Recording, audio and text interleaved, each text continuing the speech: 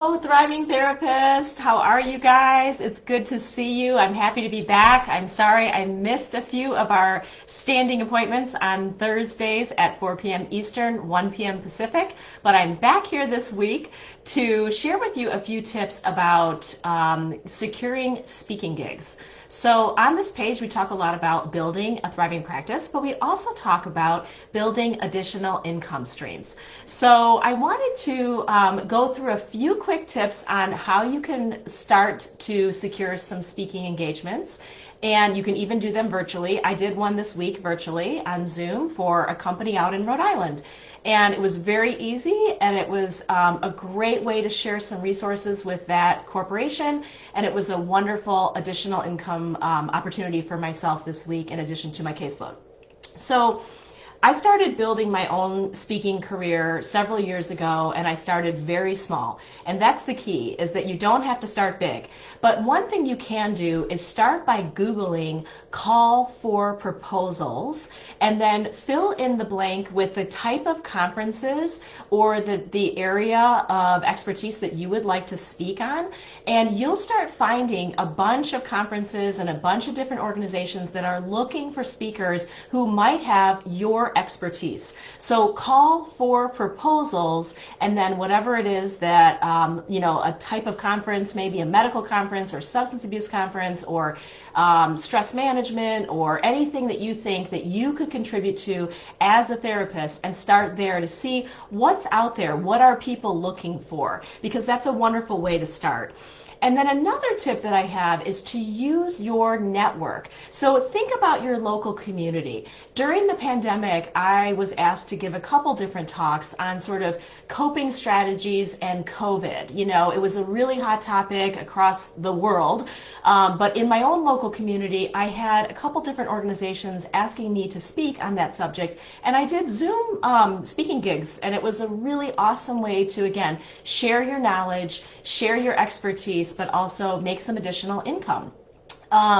So I started with, small talks again, way back early in my career with the libraries in my community. I just reached out to say, would you have any interest in having a talk on this subject for your community? And they publicize it for you. They get the audience for you. You get your chops, and you get to refine your speech, and you kind of learn to make a signature talk. So you can think about that. The library in your community, the clubs or organizations in your community.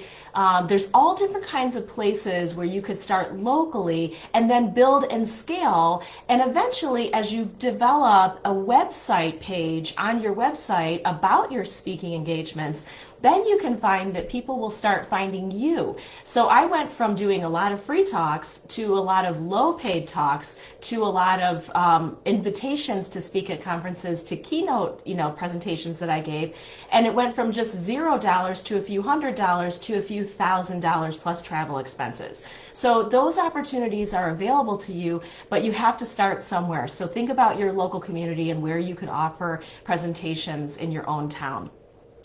You want to think about developing a couple signature talks. So for me, my expertise for many years was all around self-care and mindfulness, and I developed a couple catchy titles, a couple little descriptive paragraphs, and I started to put those into my website. And that way people can easily look at that, and they can, select one of the talks that you have on a menu of choices, and it makes it really easy for someone to say, this is the expert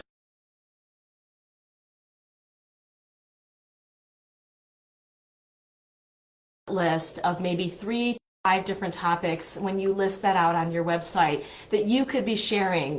Think about a catchy title, a catchy description. When you go to a conference and you're looking through the menu of choices at all the different speakers, think about what grabs your attention. You want to have something that creates a little bit of an enticing bit of bait for the audience so that they would say, oh, I really do want to know what are the top 5 ways to do this or to do that, or what are the 7 most, made mistakes that people make when it comes to this topic. Or, you want to kind of give maybe a 3, 5, or 7 tip kind of a thing when it comes to your signature talk, and then that will kind of grab some interest in your audience. So I see a few of you joining us live here today. Let me know if you've done speaking gigs or if you're thinking about building that. I would love to hear more about, your own experience with that or what you found works for you, because we're all here sharing great ideas together. So when it comes to doing your presentations, if you're doing them for free in the beginning, always think about what you can get from that experience, because you're giving away your time and your knowledge, but you're also building your repertoire. So you're able to then take maybe a video clip from that presentation, or maybe you can ask someone to take pictures for you, or you could have some sort of link to the organization that you spoke there. You could ask the organizer to give you a testimonial that you can put on your website. So always be thinking about your future offers. This is something that I'm teaching a lot of now to the people that I'm doing coaching with, but also all of our therapists that are in Elevate, which is our membership, our monthly membership. We talk a lot about kind of like when you build additional streams of income, whether it's a workshop, a speaking gig, a group therapy group, a retreat, a training, an online course.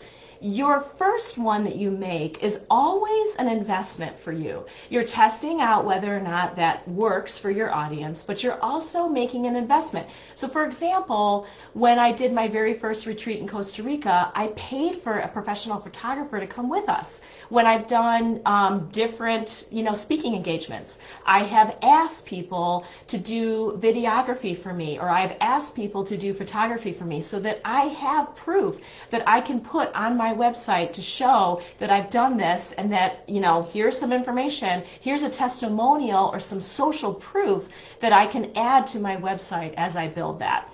So what you want to do when you build your repertoire of speaking gigs is keep track of where you have done presentations. You're going to want to have a nice list on your webpage. On your website, you'll have a speaking engagement tab, and that's how people will find you in the future. That's how people have found me and asked me to be a speaker at their conferences. That's how I have garnered between $3,000 and $5,000 for keynote presentations, including travel expenses.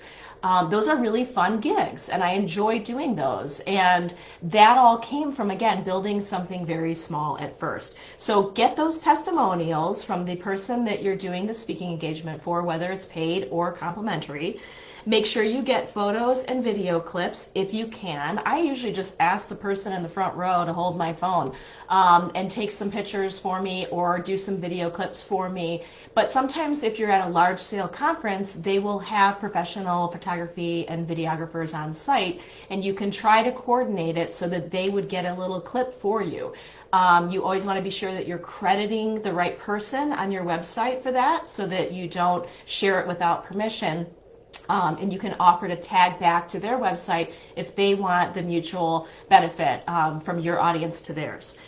You can think also about listing out, again, on your webpage for speaking engagements, you're going to want to list out a few of your signature talks. So if you guys want samples of this, head over to my website, take a look at my speaking page, thrivingwellinstitute.com. And you'll see on the speaking engagement page, I've done this. I've shared some testimonials. I have some video clips, some photos. I have a little list, I think, on that page of places where I've done speaking engagements, or at least an archive that points back to where I've done speaking engagements, and a couple signature talks. You also want to be sure, always, always, always, to have a call to action button on every page on your website, but especially on your speaking engagement page, because you want someone who's looking at you as a potential speaker to see that and say, that's the person I want for my engagement, and then have a very easy way for them to reach you.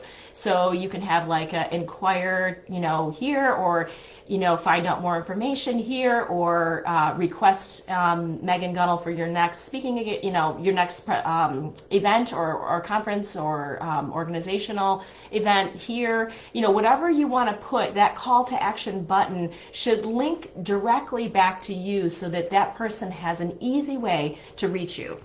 You want to have also a short bio and a headshot. You want to have a downloadable headshot because if you get selected to speak at a conference, they're going to want to ask you for a really high quality, high resolution headshot.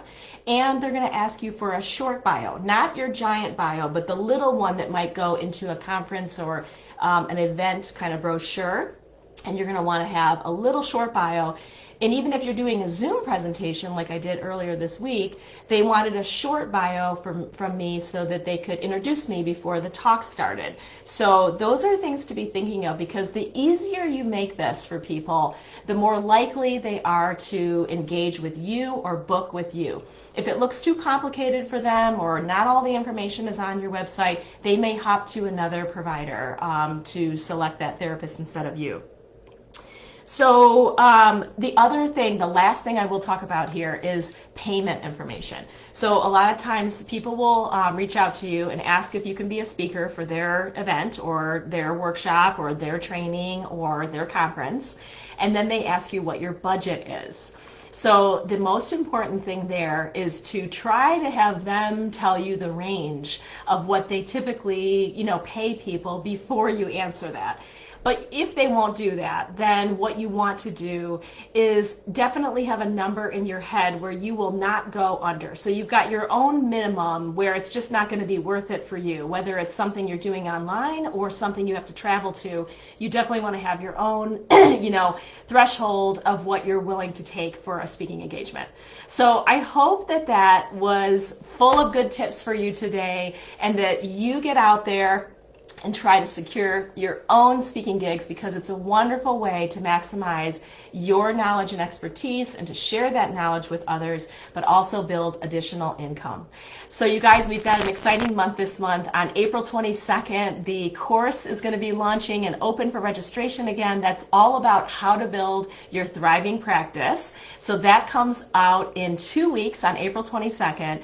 And the founding member price for Elevate, which is our membership program, is still in play right now. So the founding member discount will end May 1st. So if you're interested in joining Elevate, give it a try for a month, see what you think. We have an amazing group of therapists in there, and I'd love to see you and help you elevate your work and income.